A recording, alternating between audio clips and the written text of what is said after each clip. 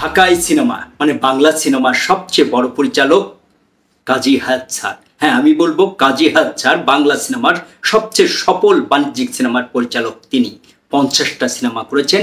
তিনি বর্তমান সেন্সর বোর্ডের সদস্য, মাননীয় সদস্য। তিনি বিভিন্ন সিনেমা দেখলেন মেগাস্টার শাকিব খানের তুফান দেখে কি মন্তব্য করলেন, কেন এমনটি করলেন, কোন স্বার্থে করলেন, সেটি নিয়েই আজকের এই পর্ব। দেশ এবং প্রবাস থেকে যে সমস্ত বন্ধুরা আজকের পর্বের সঙ্গে যুক্ত হয়েছেন, এই ভিডিওর প্রথম থেকে শেষ পর্যন্ত সঙ্গেই থাকুন। আমরা কিন্তু সবাই জানি তুফানের যে সেন্সর সার্টিফিকেট সেটা পেতে অনেক বেগ পেতে হয়েছে, অনেক কষ্ট করতে হয়েছে প্রযোজনা প্রতিষ্ঠান থেকে। এসভিএফ যেহেতু এটার সঙ্গে জড়িত ছিল, আর এফডিসির কিছু মানুষ সব সময় ভালো কাজের ষড়যন্ত্র করেন, ভালো কাজের সঙ্গে তারা থাকতে চান না, থাকলেও সেটিকে নিয়ে তারা নানা রকমের প্রশ্ন করেন এবং নানা রকমের ষড়যন্ত্র করেন। এফডিসি মানেই একটি ষড়যন্ত্রের আখড়া, আর সেটি করতে চেয়েছিলেন মেগাস্টার শাকিব খানের তুফান নিয়ে প্রথম যৌথ প্রযোজনার ছবি হিসাবে এটিকে তারা দেখিয়ে বলল তুফান যৌথ প্রযোজনার কোনো আইন মানেনি। এবং শাকিব খানের সবচেয়ে কাছের বন্ধু, এক সময়কার সবচেয়ে কাছের বন্ধু আরশাদ আদনান, তিনিও একই পথে হাঁটলেন। আর তার প্রাক্তন বন্ধু খোরশেদ আলম খসরু এবং টাকলা ইকবাল, এরা সবাই একযোগ হয়ে এই মেগাস্টার শাকিব খানের সিনেমা তুফানকে আটকানোর চেষ্টা করলেন। কিন্তু সেটি কি শেষ পর্যন্ত পারলেন? একমাত্র শাহরিয়ার শাকিলের তীক্ষ্ণ বুদ্ধির কাছে পুরো এফডিসি শুয়ে পড়েছে, কাত হয়ে গেছে। কারণ তিনি প্রথম থেকে বলে আসছিলেন যে এই সিনেমার বাংলাদেশের প্রযোজনা প্রতিষ্ঠান আলফা এবং এসভিএফ বাংলাদেশ লিমিটেড কখনোই বলে নাই এটা যৌথ প্রযোজনার ছবি। এবং তিনি যথারীতি বললেন এটি শুধুমাত্র আলফা সিনেমা। সেন্সর সার্টিফিকেট কিভাবে আটকাবেন? তবে তারা প্রশ্ন তুললেন যে টাকা পাচার করে নিয়ে গেছে, কেন, কিভাবে এত টাকা নিয়ে গেছে। আর সাদান সরাসরি বললেন শাকিব খানের টাকা দিয়েছে, চঞ্চল চৌধুরীর টাকা দিয়েছে। আর কি বলবেন, আর কি করতে পারেন তারা? আসলে শাকিব খান তো একজন, সবার মন রক্ষা করে কি চলতে পারবেন? মানুষ তো দোষে গুণে ভরা মানুষ। গতকাল একটি ভিডিও দেখলাম, ইউরোভ্লগ নামে আমাদের বর্ষিয়ান আরেকজন পরিচালক, কাজী হায়াতের সমসাময়িক আরেকজন পরিচালক স্বপন চৌধুরী, তিনি একটি প্রশ্ন তুললেন। আমি যদিও প্রথম আলোতে প্রথমেই কাজী হায়াত স্যারের সেই বক্তব্যটি পড়েছিলাম। প্রথম আলো থেকে জানতে চেয়েছিল যে সিনেমাটি কেমন দেখলেন, সেন্সর বোর্ডে তো আপনি মাননীয় সদস্য, কেমন দেখেছেন এই সিনেমা? তিনি বললেন যে এখানে হল মালিকের স্বার্থ জড়িত, বিভিন্ন বুকিং এজেন্ট আছে, তাদের পেটে লাথি মারতে চান না, সেই জন্য তিনি এটা নিয়ে কোনো মন্তব্য করবেন না। কাজী হায়াত স্যার কি বোঝাতে চেয়েছিলেন তখন? আসলে কি বোঝাতে চেয়েছেন যে আপনি এইসব হল মালিকদের পেটে লাথি মারতে চান না? আপনি লাথি মারলেই কি সেই লাথি পড়বে? এখন সেই সময় কি এখন আছে? আপনি কি সেই কথা মনে করেন? কাজী হায়াত স্যার 50টা সিনেমার পরিচালক আপনি, এর মধ্যে বেশিরভাগ সিনেমায় সুপার ডুপার হিট।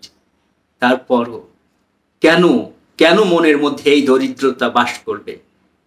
এফডিসির সবাই এই শাকিব খানকে নিয়ে আপনি কোনো সিনেমা করেননি মানে আপনি অন্য প্রযোজনা প্রতিষ্ঠান থেকে করেননি। শাকিব খান যখন এগিয়ে এসেছেন নিজে, আপনার বীর সিনেমা 50 নম্বর সিনেমা ছিল, 50তম। আপনি কিন্তু অসুস্থ হয়ে আমেরিকাতে চিকিৎসাধীন ছিলেন, তারপরও শাকিব খান কিন্তু সেই সিনেমা অন্য কারোকে দিয়ে করায়নি, আপনার জন্য অপেক্ষা করেছিল, আপনার জন্য, শুধুমাত্র আপনার জন্য। আপনি কিন্তু আন্না বেঁচে থাকতেই হোক আর আপনার ছেলে যখন এই এফডিসিতে কাজ করতো তখনই হোক, একবারও ভুল করে আপনার সিনেমাতে শাকিব খানকে কাস্ট করেননি। শাকিব খান শেষমেশ, আপনার কি অদ্ভুত এক ব্যাপার দেখেন, আপনার 50তম সিনেমা, যেটি আপনার বর্তমান শেষ সিনেমা হয়ে আছে, সেই সিনেমার প্রযোজক এই মেগাস্টার শাকিব খান।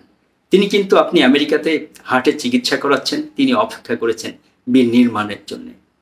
কিন্তু আপনার মনের মধ্যে এই ক্ষুদ্রতা কেন? আপনি একজন বীর মুক্তিযোদ্ধা, আপনার মনটা হবে। আপনি ধরেন একটা সিনেমা দেখে আপনার খুব খারাপ লেগেছে, আপনি সেন্সর বোর্ডের মাননীয় একজন সদস্য, আপনি রিভেঞ্জে অভিনয় করেছেন, আপনি ইকবালের সিনেমাতে অভিনয় করেছেন, সেই জন্য সেই সিনেমাকে প্রশংসায় ভাসিয়ে দিবেন আরেকটি সিনেমা তুফান। আজ পর্যন্ত রায়হান রাফির একটি সিনেমার গল্প খারাপ হয়নি। আপনি বললেন যে অ্যাকশন থাকলেই কি সেই সিনেমা ভালো হয়ে যায়? মাননীয় কাজী হায়াৎ স্যার, আপনাকে বলি, আপনি পাঠান জওয়ান কি দেখেছেন?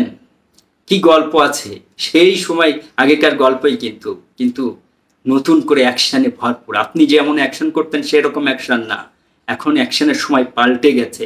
সাউথ সিনেমা দেখে দেখে বাংলাদেশের যে দর্শক আছে তাদের রুচির আকাশ পাতাল পরিবর্তন হয়েছে। সেই রুচিকে আপনি ধরতে পারেন না, আপনারা ধরতে পারেন না, এফডিসি ঘরানার যারা পরিচালক।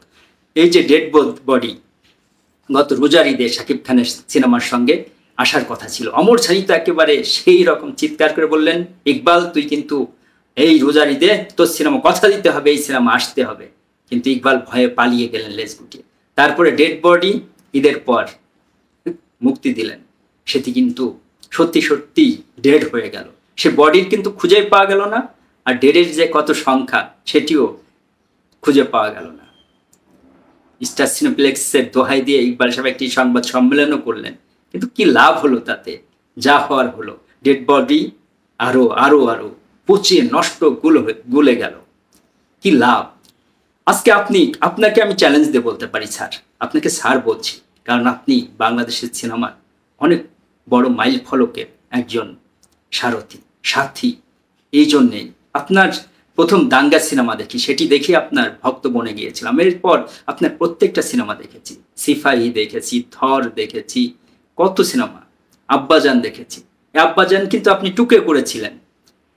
গুলামি মুস্তফা, যারা নানা পাটেকরের সিনেমা দেখেছেন, এটি আমি তার কদিন আগেই দেখেছিলাম, গুলামি মুস্তফা। তারপর আব্বাজান দেখেছিলাম, মান্নার এই সিনেমা, রাজীব আর মান্নার। একেবারে কপি করেছিলেন আপনিও কপি সিনেমা বানাতেন।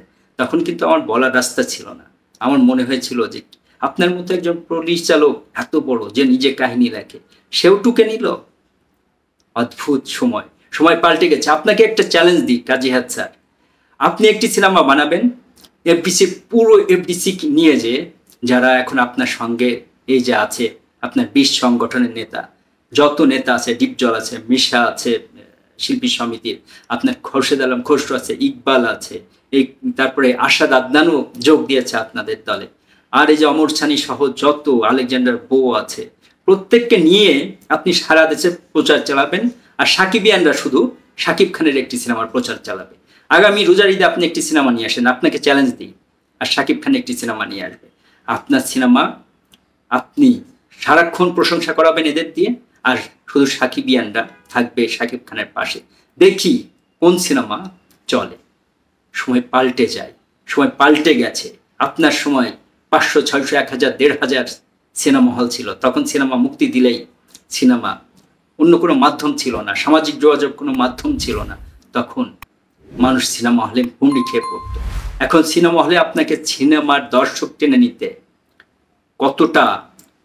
কতটা কৌশলী হতে হয় সেটি আপনি নিশ্চয় বুঝতে পারেন না। আপনার রুচিরও পরিবর্তন হয়েছে।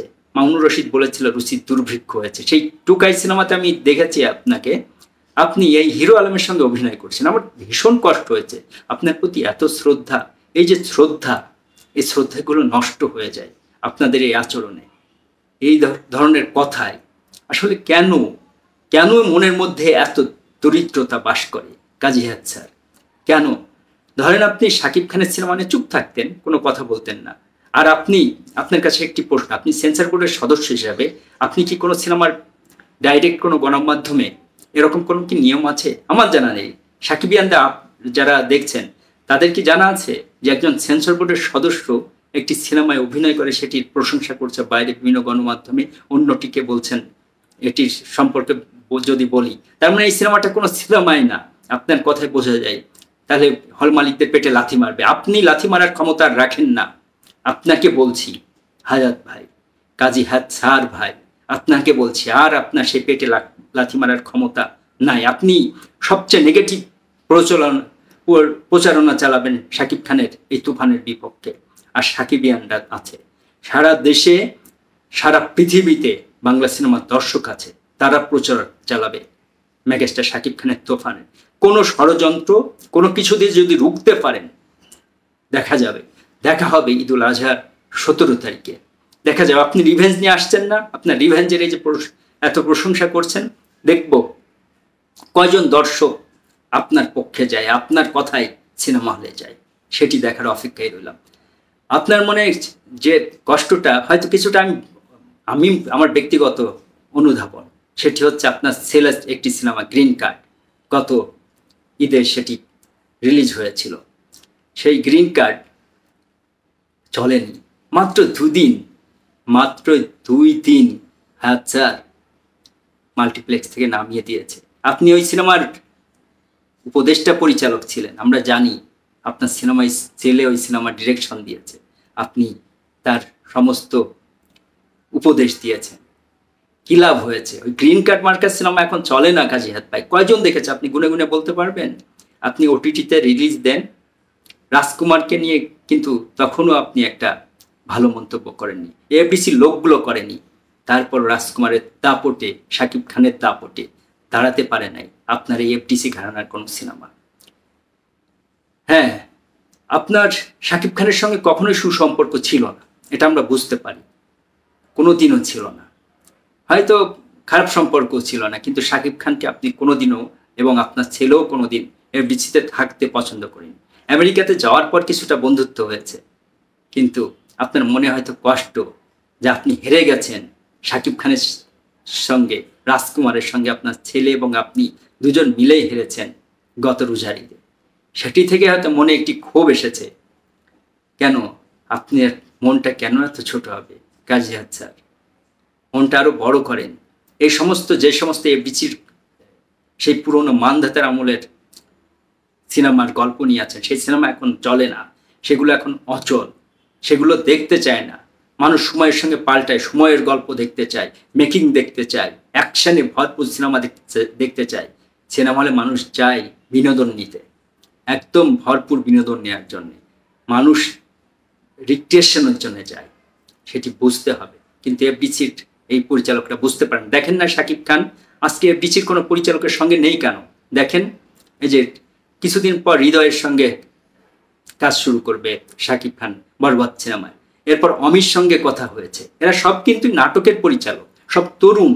এই তরুণদের সঙ্গেই শুধু শাকিব খান কাজ করতে চায়। হিমেল আশরাফ, এই রায়হান রাফি, তফু খান, প্রত্যেকেই কিন্তু তরুণ, বয়সে তরুণ। তারা সারা পৃথিবীর সিনেমা দেখে, সারা পৃথিবীর সঙ্গে কানেক্ট তাদের। এবং শাকিব খানও এসব তরুণদের সঙ্গে থাকতে চায়, বুঝতে পারে যে এরা দর্শকদের যে পালস সেটি ভালো করে বুঝতে পারে। এই সমস্ত নতুন নতুন যে সব ছেলেরা আছে তারা বুঝতে পারে, তারা আধুনিক সিনেমা তৈরি করে। আর আপনারা সেই পড়ে আছেন 90 দশকের সিনেমাতে। সেই সিনেমা 1,500 সিনেমা হল থাকলে চলতো, কিন্তু এখন চলবে না। আপনাকে চ্যালেঞ্জ দিলাম আবারও কাজী হাত স্যার, আপনি রিভেঞ্জ পুরো এফডিসি সাকিবিয়ান হেটার্স যারা আছে তাদের নিয়ে নামবেন প্রচার, আর বারবার বলবেন যে রিভেঞ্জের মতো এরকম সিনেমায় হয় না, আর বলবেন যে তুফান খুবই খারাপ, এর মতো জঘন্য সিনেমা নেই। খালি অ্যাকশন থাকলেই কি সিনেমা হয় নাকি, ভালো হয় নাকি? আপনাকে চ্যালেঞ্জ দিয়ে বললাম, দেখেন কয়টা সিনেমা হল আপনার রিভেঞ্জ পায়, আর কয়টা দর্শক এই রিভেঞ্জ টাকলা ইকবালের এই সিনেমা দেখতে যায়, সেটি আপনাকে চ্যালেঞ্জ দিলাম। আপনি এই চ্যালেঞ্জ নিশ্চয় নিতে পারবেন এবং দেখবো আপনাকে। আপনার প্রতি শ্রদ্ধা ছিল, এখনো শ্রদ্ধা আছে। কাজী হাসান মনের মধ্যে যে দরিদ্রতা সেটাকে দূর করেন, দূর করে তারপরে কাঁধে কাঁধ মিলে মেগাস্টার শাকিব খান ছাড়া কার কাঁধে ভর করে একজন মাত্রই আছে, একমাত্র শাকিব খান। সেই আজকে সিনেমাকে এগিয়ে নিয়ে যাচ্ছে, তার কাঁধে ভর করেই আজকের হল মালিকগুলো বেঁচে আছে। আপনাদের সিনেমার হল মালিকদের বাঁচিয়ে রাখতে পারছে না, কিন্তু এই রিভেঞ্জ কিন্তু হল মালিকদের বাঁচিয়ে রাখতে পারবে না, কোনোদিনও পারবে না। অনেক হল বন্ধ হয়ে যেত, কিন্তু শাকিব খানের দিকে তাকিয়ে শাকিব খানের সিনেমা বছরে 2টি আসবে, সেই সিনেমায় ব্যবসা করবে, তারপরে তারা আবার বেঁচে থাকবে, সেই আশাতেই থাকে। কিন্তু আপনারা এই পিছিয়ে লোকগুলো বুঝতে পারলেন না সেই কথাগুলো, শাকিব খানকে বুঝতে পারলেন না। শাকিব খানও দোষে গুণে, যেহেতু মানুষ দোষ গুণ আছে। আপনারা সালমান শাহকে তিল তিল করে মেরে ফেলেছিলেন, তার নিয়ে নানা রকমের বয়কট করেছিলেন সালমান শাহকে। শাকিব খানকে এরকম করেন না। সালমান শাহর পেছনে লেগে এমনভাবে তাকে ত্যক্ত বিরক্ত করেছিলেন যে শেষ পর্যন্ত আত্মহত্যা করতে বাধ্য হয়েছিল। আপনাকে বলছি না, পুরো এফডিসি ঘরানা যে সমস্ত পরিচালক, যে সমস্ত লোক ছিল যারা সালমানকে নিয়ে ব্যবসা করতে পারছিল না, তাদের কথা বলছি।